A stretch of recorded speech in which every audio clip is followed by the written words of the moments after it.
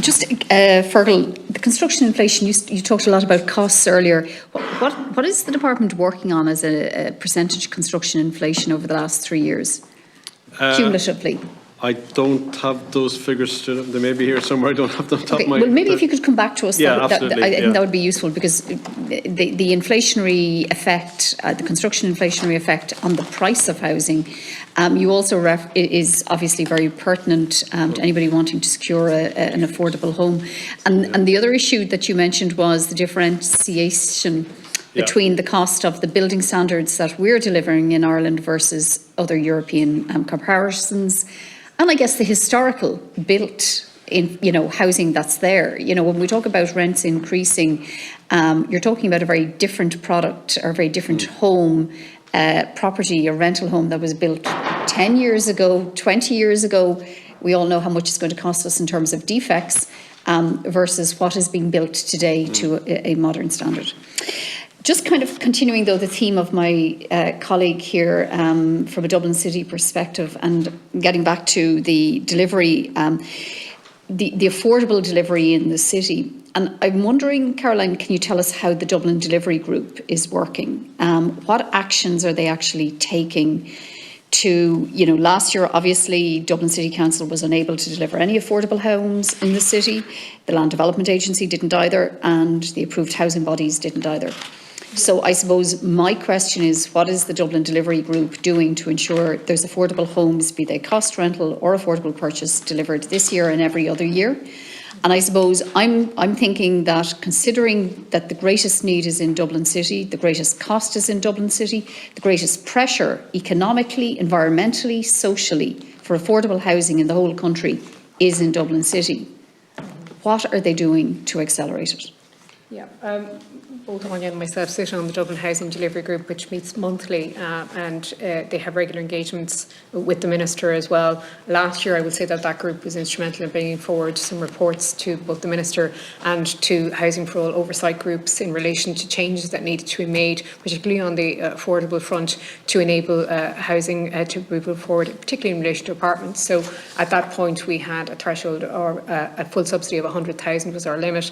That group was influential in having that moved up to 150,000. They were influential in terms of the changings in relation to CREL as well. So it's definitely working on that. Just more recently, in terms of what it's doing, it's looking at uncommenced planning permissions very closely. They have a project ongoing to monitor those sites and I suppose to let us see where they are and what measures might need to be activated in that respect. And we're working very closely on the mixed tenure sites with them as well, and on AHB cost rental coming forward, actually. So one of the things that they've done in the last while is working with AHBs to see what cost rental do you want to bring forward under CREL in our area, and what can we do to assist you with that. So very much working with the department on all of those measures. So I have to say it's a very productive group.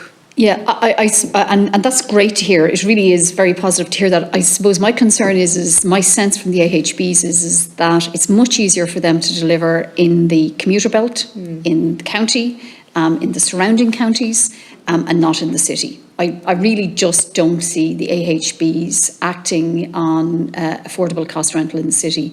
I'm really encouraged that O'Devany Gardens is finally going ahead. Mother of God, over a decade of back and forth. And that'll be probably the first affordable cost rental we'll actually get in the city. But it would strike me that when I look at City Council's work programme, that the significant number of social housing developments, and I'm thinking of places like Finbarr's Court, for example, Part 8 approved back in 2020. That's going to, I think, stage 3 now. I'm kind of wondering why are these taking so long? The St Mary's Place, Dorset Street, I think there's 4,000 in regeneration projects. If the Dublin Delivery Group was looking not just at the affordable, but actually looking at if we can accelerate the delivery of social housing, that will relieve some in the private rental, quite a significant portion in the city, which then would lead to greater private rental accommodation being available. I suppose Is there a report from the Dublin Delivery Group that's available? Is that something that's issued, and that we could have a look at, so that we can get a sense of the extent of the actions that are being undertaken to really accelerate the delivery of housing in the city? Well, there's two aspects. There's the social and affordable aspect to what you asked there, Senator. So I'll address maybe the affordable side of it. I would say that we can see with the Dublin Housing Delivery Group, you can see those mixed tenure sites coming forward. As you mentioned, O'Devany, Oscar Traynor, Emmett Road, and Churchfield's a very important one as well coming forward. So we're happy to see that. I think that there's no particular recent report that I can refer you to. We can put what you said to the chair, which is currently Mary Farley, who is the Chief Executive of Fingal, and just a note to her that you were looking to see what actions the group is taking. So we'll take that back to her if that's okay. That would be excellent. And I apologise, I have a vote in the Senate. Go ahead. That's why I'm running out the door. But it's Gormila Mogget. We're just out of time.